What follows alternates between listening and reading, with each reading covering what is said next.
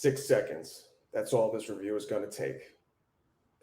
No, it's not. What the hell are you talking about? It's going to take a lot longer than 6 seconds. Guys, what the hell are you What are on? you talking about? Get out of here. I'm so done. You know what? Leave.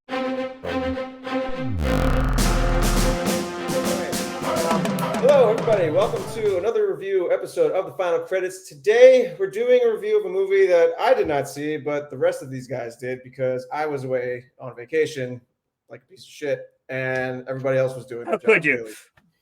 The movie today, Equalizer 3. I want to say the much anticipated threequel to the Equalizer series, but I don't know. I'm going to leave it to you guys. Movie star, obviously, Denzel Washington, also Dakota Fanning. What did you guys think? Was it hype-filled? Were you guys excited to see it? Did it live up to the hype? What are your thoughts here? So I think the one thing that we missed out on was the fact you sitting in the theater with us saying, I sat over there in Italy.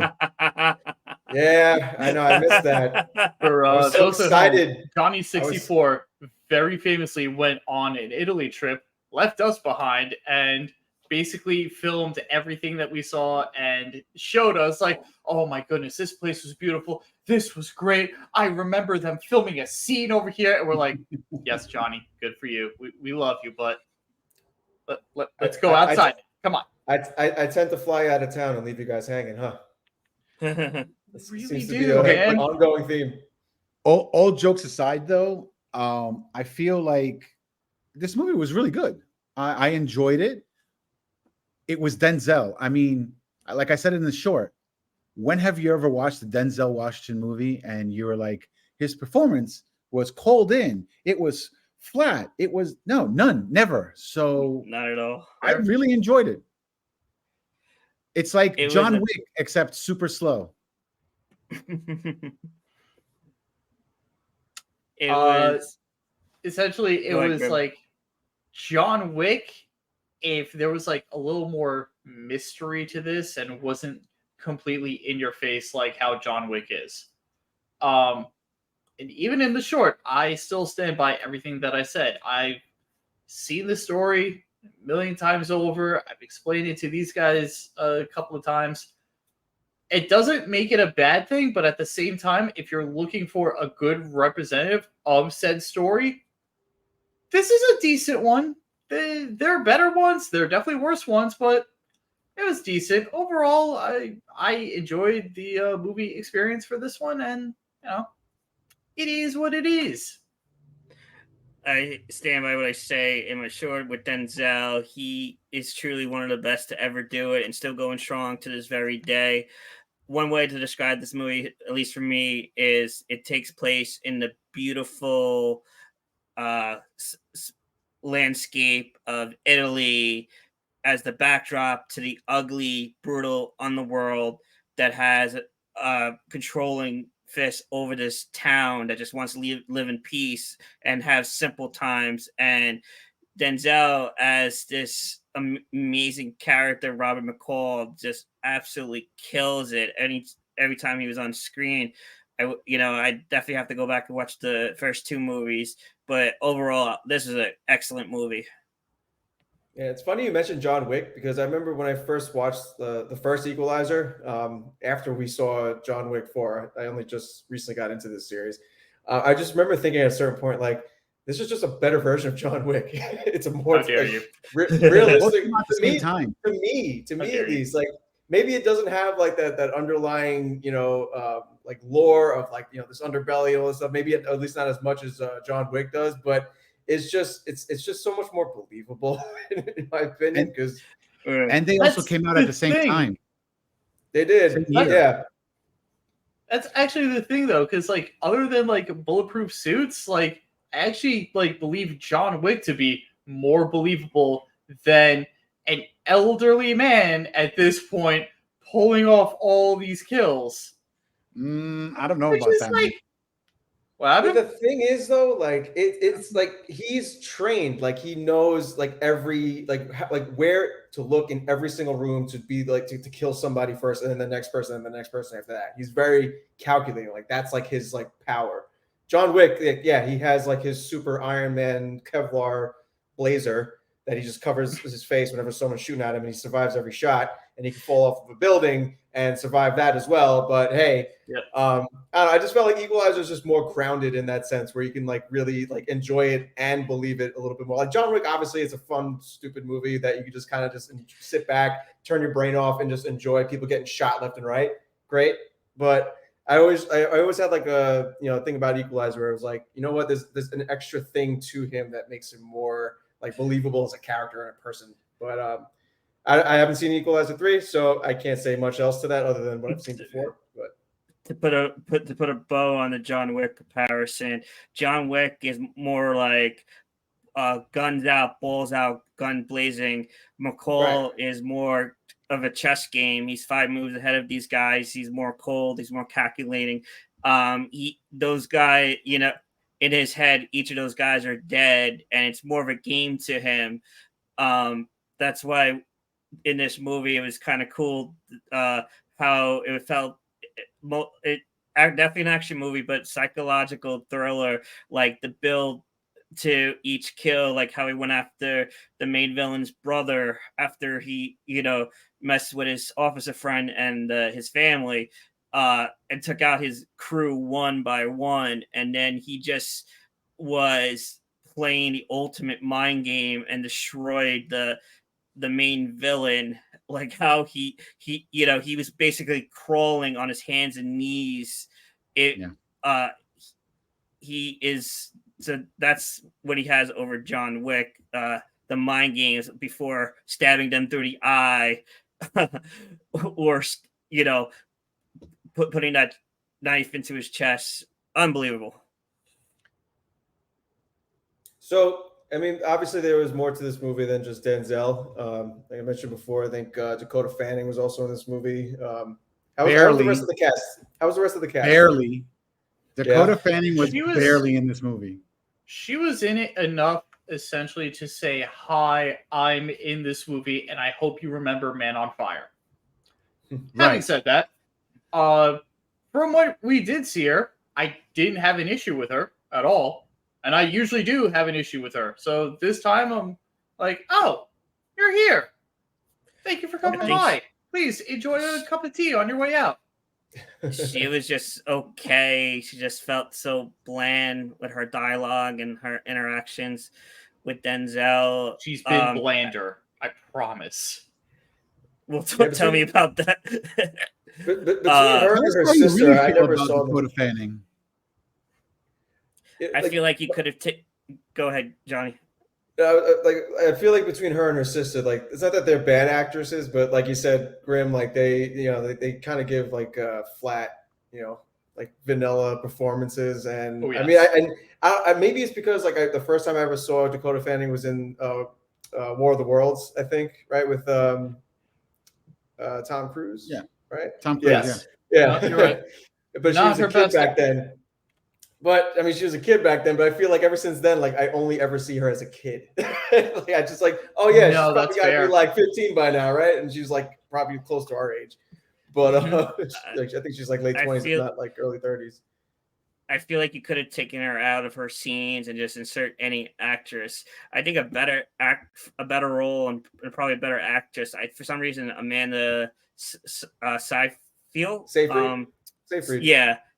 I think she would have been a better fit for that role, but I absolutely agree with that. I didn't see the movie, but she's a great actress. She was awesome in that show with Tom Holland, The Crowded Room. She was amazing in that. Mm-hmm. So yeah, she's gotten older. She definitely has become more, more seasoned of an actress. So I can definitely see that.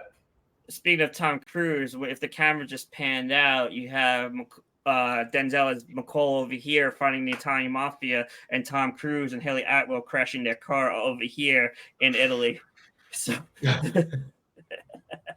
there was a lot of movies this year that had to take place in Italy. I guess, it was a good advertisement for, you had Fast and Furious, you had Equalizer, you had Indiana Jones.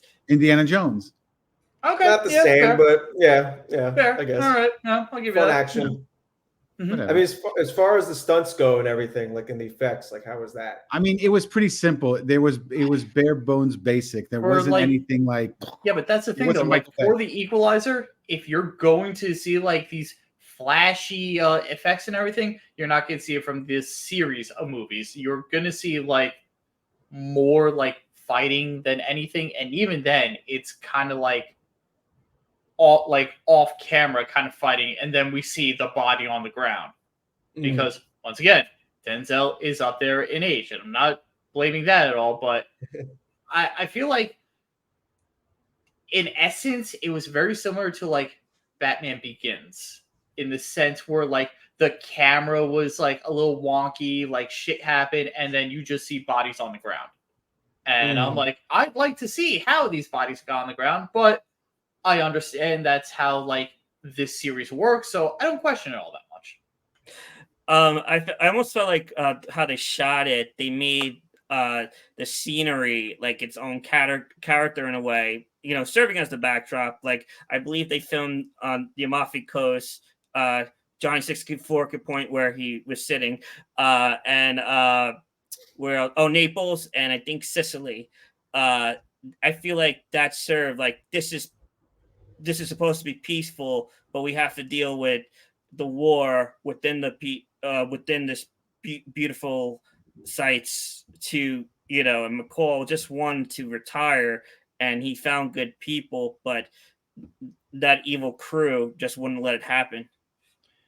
Seen the story a million times. Well, listen, even though we've seen the story a million times, did you guys know that this movie cost a measly, I believe, $70 million? I wonder why. There wasn't, again, not huge not huge effects for this movie. Right. It was but guess essentially what? just like stunt work and paying all the plane tickets. All the plane tickets. But guess what it's done worldwide as of today? Is it $1 over? No, actually, it's a couple of dollars over. It's actually success. It's actually at almost $111 million. Like I said, that's not if bad. you made $1 over, you're a success. $1 below, see yourself out the door. Honestly, yeah. I'm super impressed with the fact that right after the whole Barbenheimer thing, a movie that I feel like not many people know The Equalizer, any of the movies, but it goes to show you how much of an effect Denzel Washington has on people, where they will go out and watch a movie of his, whether they've only seen this movie or all three. It doesn't matter. They still go out and watch his movies. So that shows you what kind of fan base that man has. I mean, he's kind of like an actor like Tom Hanks, where it's like, like you see Tom Hanks in a movie, like you're going to watch it just because you know it's going to be good. You know he's going to put on a good performance, and the story's going to be like something of substance, So, yeah, Denzel Washington. DiCaprio. And him. Yeah. Yeah, he's just one of those top tiers. Real quick, guys, when you think of Denzel, other than any of the Equalizer movies, what's the first movie that comes to mind? I have two. Remember the Titans and John Q. I was going to say Remember the Titans. But I was also Training Day as well. Yep. Yeah. My movie's more unconventional is Inside Man. Really? Yeah. Okay. I think it's because it was probably one of my first Denzel Washington movies that I ever saw in theaters. But I thought it was good. I mean, looking back, it probably was like a mid-tier movie, but I remember liking it a lot, and he was really good in that too. So. Mm-hmm. I don't know, man. Like American Gangster was good. Yes. Oh my God. Malcolm X was good. Mm-hmm. But I really liked what you said, Grim. I said I really like John Q too. So, if you want to go old school, I think he won an Oscar, or at least nominated with it, and did this with Tom Hanks. Philadelphia. Oh yeah, no, yeah. Philadelphia. He didn't win. Tom Hanks won, right? But Denzel, and that's up there. Anyway, anything else to add about Equalizer as far as this film? Question. So Answer. without getting into spoilers, I guess regarding the ending, like, did this movie set itself up to be like a conclusion to Equalizer, or is it set up for more? Is this like a straight trilogy? It's set up to Conclusion. be. No, there's absolutely no conclusion in this. No. It set itself up to be episodic, like Yes. in the sense of like, oh, okay, cool. It's gonna sound a little weird, but I felt like this movie was filler. Like the next one would be like the big one, or the one after that. This I felt like was just an in between, and that's it. Hey, look, this is our adventure in this movie. You know? Right. Yeah. Let's see what happens this time. I disagree. I never say never. Sequels get pumped out like every single week in Hollywood, but for now, I'm going to Not say saying conclusion, or this could be a conclusion. But they could always draw something up to continue it. But I know they talked about a prequel with Denzel's son playing the younger version of McCall, but that's yet to be seen. I would watch the crap out of that. Coming soon to Peacock, right alongside Continental. Oh, Peacock, you've done it again. Such a stupid name. Anyway. Well, wait, NBC. I think we got all of your thoughts in a bottle here. If there's anything else, if not, I think we can wrap this one up. So yeah, those were their thoughts and some of mine. But let us know what you guys think down in the comments below. Give us a ring and subscribe while you're down there as well. We always love that stuff. And until next time, we out. Roll credits. Roll credits.